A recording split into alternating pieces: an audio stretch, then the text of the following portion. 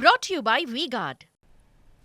ఇంత ఇన్ఎక్స్పీరియన్స్ నేను ఎందుకు పెట్టాలి ముఖ్యమంత్రిగా? మరి వచ్చిన ప్రతి వాళ్ళకి టైం కావాలి, మాకు 5 ఏళ్ళు అంటే ఇంకెందుకండి వీళ్ళు?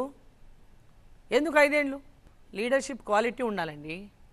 పార్టీస్ ఆర్ నెక్స్ట్ తర్వాత సంగతి. ఎక్కడున్నాయి చెప్పండి ఆయన క్వాలిటీస్? సో రేవంత్ రెడ్డి గారి క్వాలిటీస్ లేవు ఎక్కడున్నాయి చెప్పండి అని అడుగుతున్నా. ఒక మంత్రి చేసిన అనుభవం లేదు, ఎమ్మెల్యే కానీ జన యాక్సెప్టెన్స్ అయితే ఉంది కదా. కేసీఆర్ లాంటి ఒక సీనియర్ లీడర్ని ఓడించారు అనుకోవచ్చుగా. ఏడ ఓడించారు? రేవంత్ రెడ్డి గారు. రేవంత్ రెడ్డి గారు ఏడ ఓడించాడు? ఆయన ఎక్కడ ఓడించాడు? కాదా? ఆయన ఎక్కడ ఓడించిండండి? ఆయన సీట్లు గెలిచినాక ముఖ్యమంత్రి అయితే ఆయన ఎట్లా ఓడించినట్టు అయితే నాకు చెప్పండి. రేవంత్ రెడ్డి సెంటర్ గానే ఎలక్షన్. అరే ఆయన ఇద్దరిని మేము ఓడించినాం. బీజేపీ వాళ్ళు ఇద్దరిని ఓడించింది కదా. చంద్రశేఖర్ రావుని ఓడించింది, కామారెడ్డిలో ఓడించాం కదా.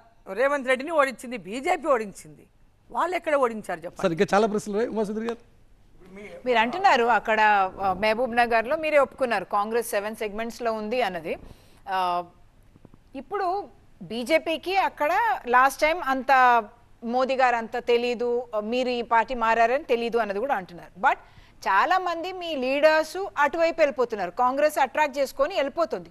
దాంతో కూడా మీరు వీకెన్ అవుతారు కదా. మీకు మెయిన్లీ బీజేపీకి ఏం ప్రాబ్లం ఉంది? కాడర్ లేదు, ఆ లాస్ట్ బూత్ లెవెల్ వర్కర్స్ లేరు కాబట్టే కదా వాళ్ళు బీజేపీ ఇక్కడ ఏం సాధించలేకపోతుంది. ఇప్పుడు ఈవెన్ మోర్, ఇప్పుడు ఈ అసెంబ్లీ ఎలక్షన్ తర్వాత చాలా మంది మీ లీడర్స్ మహబూబ్ నగర్ డిస్ట్రిక్ట్ నుంచి at all level, sarpanch level కానివ్వండి, అన్ని లెవెల్స్లో జితేందర్ రెడ్డి గారు కూడా కానివ్వండి, అందరు వెళ్ళిపోయారు కదా. ఎవరు పోలేదు, సింగిల్ పర్సన్స్ వెళ్ళారు. లాస్ట్ టైం జితేందర్ రెడ్డి గారు ఎవరు రాలేదు. జితేందర్ రెడ్డి గారు ఒకరే వచ్చారు. ఆయన వెనక వచ్చిన జలంధర్ రెడ్డి గారు ఇప్పుడు ఎవరైతే పోయారో ఆయన వాళ్ళిద్దరే వచ్చారు. ఇప్పుడు వాళ్ళిద్దరే వెళ్ళారు.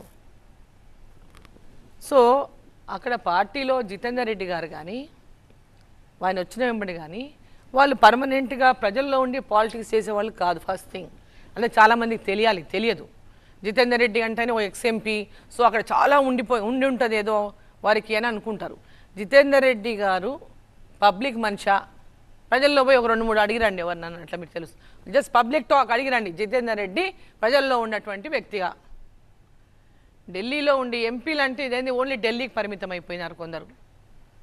ఢిల్లీలో ఉంటే ఇక్కడికి వచ్చి ఎంపీ అని అంటే ఎంపీ ప్రజలు కూడా ఇప్పుడు ఏమనుకుంటున్నారు? వాళ్ళు ఎవరైనా ఉండని పాలిటిక్స్లో ప్రజలకు అందుబాటులో ఎవరు ఉంటారని చూస్తున్నారు. మీరు అందుబాటులో ఉంటారని అయితే ప్రజలు అంటారు, అంటే వేరే మీ ఆపోనెంట్స్ కూడా అంటారు. కానీ నేనేమంటున్నానంటే ఇప్పుడు మురళి గారు అన్నట్టు ఇది రేవంత్ రెడ్డి గారికి ఒక పర్సనల్ బ్యాటిల్ గా అయిపోయింది, ప్రెస్టీజ్ బ్యాటిల్. మహబూబ్ నగర్ నుంచి ఆయన గెలవకపోతే మీకు ఆయనకి పర్సనల్ రైవలరీ కూడా ఉందా over a period of time?